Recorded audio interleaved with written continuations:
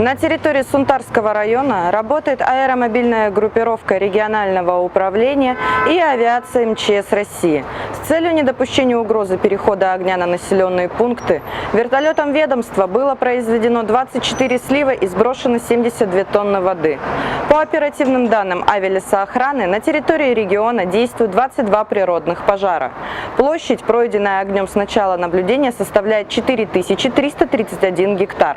За сутки ликвидировано 3 природных пожара на площади 18,5 гектар. Всего на ликвидацию природных пожаров привлекалось 528 человек и 58 единиц техники. Проводится непрерывный мониторинг задымленности в населенных пунктах региона, по результатам которых ПДК не превышено. Основные усилия Главного управления направлены на защиту населенных пунктов, а также на координацию сил и средств, задействованных в тушении лесных пожаров. Близ села Цюбя Сунтарского улуса действует природный пожар на предположительной площади в 71 гектар.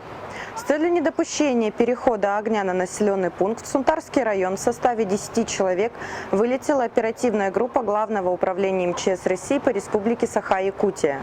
В состав группы входят сотрудники специализированной пожарно-спасательной части города Якутск со специальным оборудованием. Также в районе будет работать вертолет с водосливным устройством МЧС России.